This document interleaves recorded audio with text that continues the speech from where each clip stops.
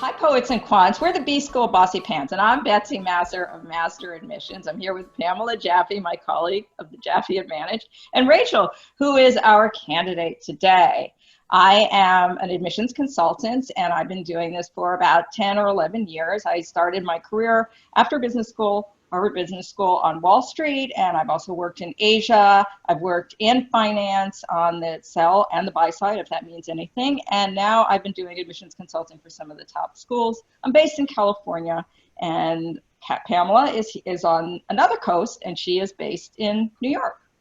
Hi everyone, my name is Pamela Jaffe of the Jaffe Advantage. I went to Columbia Business School, after which I worked both in strategy consulting and internal strategy for mostly Fortune 500 companies for a number of years. I've been doing MBA admissions consulting for the past 10 years, and I'm loving it.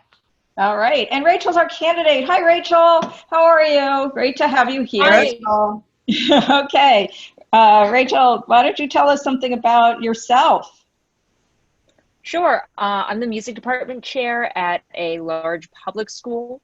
I went to Michigan State University, where I graduated with a degree in music education, where I was also the president of the Spartan Marching Band. I'm interested in some schools like Stanford, Northwestern, and Tuck, and I'm really looking for a collaborative MBA environment.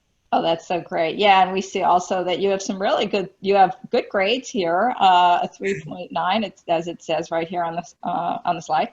And also, we don't yet know what the GRE is, but we think that you might be able to perform well enough on the quant side because you had entered Michigan State as a double major in music and physics. Is that right?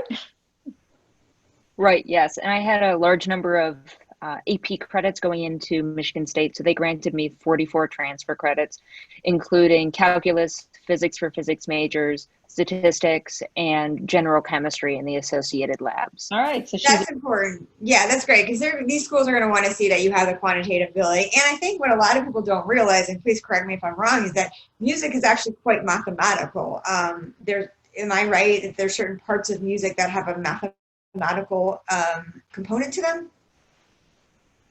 Yeah, absolutely. There's a lot more to getting a music degree than just sounding good on your instrument. So we do have classes like music theory that can be pretty computational in their own way.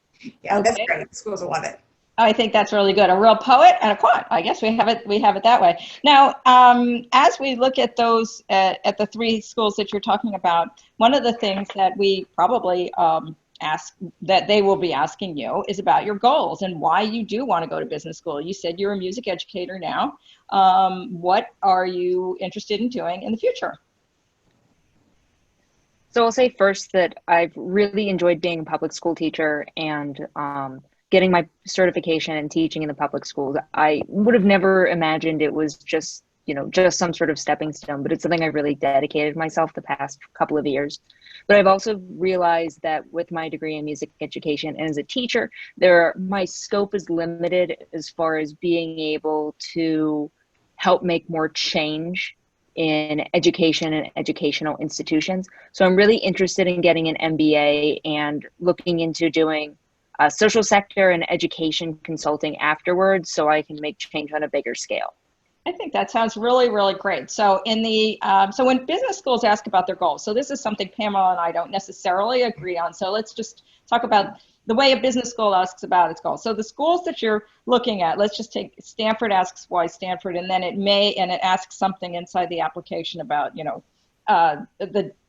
your future jobs and stuff like that. But they're really less concerned about the future job, but we'll come back to that. They're more concerned about how you are going to change the world, right? So Stanford, for example, the motto is change lives, change organizations, change the world. So they want to know, if you want to do education consulting, what does that mean? How does that change the world for you? Because they're saying, I'm always saying, if you want to wave the magic wand, what does it look like for you in 10 years? Or what does it look for you even beyond that, if you can imagine that? And so being that you're a musician and do a lot, I say you're going to wave the magic baton as to what it looks like for you in several years. And you want to be able to articulate to them, not specifically, because we don't know specifically what it's going to look like, but have an idea of what kind of music czar or education czar that you would want to be? Actually, it sounds to me more on the education side, or even ed tech, if that's something that appeals to you. Is that right? Mhm. Yeah, Correct. and I actually don't disagree with that, Betsy. I think I am a little bit more focused, though, on the short-term goals, because as much as these schools do want you to know, change the world, they also know that long-term goals change. And they also realistically want to be sure that most of their graduates are going to get jobs within 3 months of graduation. So they want to make sure that you have a realistic goal. And one, and I do think you do, one that's connected to your past and connected to that dream future. One of the things I always tell my clients is don't just have a goal, but think of 3 companies where you really would like to work and what that looks like. So, it might not be an essay question, but you should be able to answer that question in an interview if needed. Okay, so now let's talk about what's going to differentiate you. Okay, we know you are an excellent student, and we are really, when schools look at the academics, they have a lot of people who are also really excellent students. So how are they going to differentiate you? Most people, they in fact, they don't differentiate you on your goals, but you have to have your goals as articulate. So that's like a must-have. Then we get to the leadership portion, because that's how you stand out, or any student would stand out from any other student in a pool of very excellent academic achievers, high achievers, overachievers. How would something like a Stanford, which is really looking for, there's a big X factor in the classroom. What are your unique attributes that you bring to the table? And in your case, I think that as president of the marching band, and as an educator, I think you show a lot of leadership. But I want you to tell us a little bit more about being president of one of the largest marching bands in the U.S., in the world. I don't know, maybe there's one in sort of Korea or something. Tell me about this large marching band and how you become president of an organization like that. Sure. So the president is it's a directly elected position from the membership. There's no campaigning. You basically submit your name and you can write a paragraph about why you want to do it. But the membership really has to vote on just the merits of what you've accomplished, and not necessarily anything else. So it's really about what you've done. Basically, as the leader of the marching band, I was the interface between students and staff. So if there were student concerns, I was the person who was at the staff meetings making sure that these concerns were heard and addressed. With a marching band that big, of course, we also need a really set forward leadership structure. So I managed all these section leaders and then these smaller groups, these squad leaders. So it was my job to make sure that all of them knew what they were supposed to be doing and they were on the right page as far as making sure that we were doing what the directors needed. I would also, as needed, represent the university and bring the marching band or small units of it to donor events. Wow. But it was also the type of leadership position where you really had to know when it was time to lead and when it was time to step aside and literally just play my horn. So it was something that I was constantly switching between those 2 modes and knowing when it was time to just disappear into the ensemble and be a follower, and when it was time to make my voice heard. Wow, you just explained perfectly exactly what Kellogg Tech and Stanford are looking for, because these are schools that are looking for leadership, but they're looking for leaders who bring others along with them and who help others. I guess it's called servant leadership. Servant leadership. That's amazing. Yeah. And the other thing I thought that was really interesting about what you said is that these are all business skills. These are all transferable skills that Absolutely. you can use in the workplace. Right. These are skills where, knowing, as you say, knowing when to lead, knowing when to follow, knowing when to make your voice heard. The other thing is also, aside from going to the Rose Bowl and marching in the Tournament of Roses parade and keeping everybody from misbehaving, I suppose, and representing the school and the school's reputation, all of those things that one does with a 300-person band, you had budgetary responsibilities as well, is that right? Not so much in the marching band, but as a music department chair, I actually deal with budgetary things regarding music all the time. Oh, okay. So that brings us to, so that was the marching band that you did in Michigan State. That was several years ago. Now you are an educator. You get up in front of class every day, but you're also running an entire department. So I maintain that being an educator, getting up in front of a class is actually one of the hardest leadership skills that one can develop, because you really have to influence without authority. And also, you said you were high school. Is high school? These are kids who are, they have a lot to say, don't they? They do. Difficult age group. Yeah. What age are the kids that you're working with? 14 to like 14 to 17, give or take. In a public school. Yeah. Some of them are bigger than you, aren't they? Yeah. And one of the things I'm not very tall, so almost all of them are. Yeah.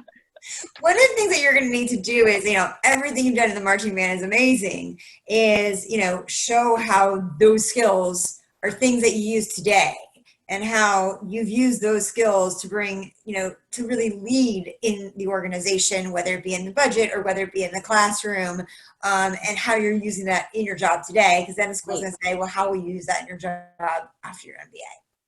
Right. Okay. So the one other, so we talked about the schools, we talked about the goals, we talked about leadership. Maybe we have one more minute to talk about, one of the questions you asked us was about resumes, and how do you explain a resume for another teaching job, or a resume for a music department chair at an even more influential organization than your public high school that you're at?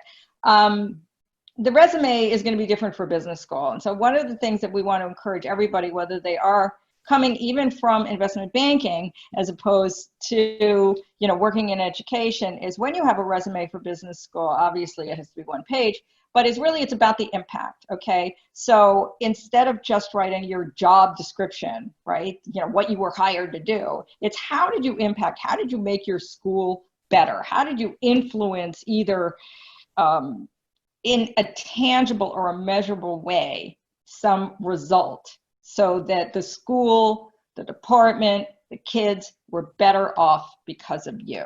I don't know if Pamela, you want to talk about that? No, I think so. I always say it's about accomplishments rather than responsibilities. Right. Not what were you hired to do, but what did you do to make everything better? Also, when I work with candidates who come from non-traditional backgrounds, and I think we talked about this earlier, I always think about, well, what would a business school want? And think about somebody who doesn't know about music when you're writing your resume. So what does that mean? First of all, think about the attributes that are important. Leadership's important. Impact's important. Right. Financials are important. And also assume that the person that you're writing to doesn't have more than a basic knowledge of music and education, because what they care about is what you've, how you've created impact, not necessarily the specifics of music. Right. Okay, so we're almost out of time. So just want to thank you so much, Rachel, for your time here, for sharing with us your story. We're very excited to see both a poet and a quant and a leader and a band master and somebody who can count to 4. Or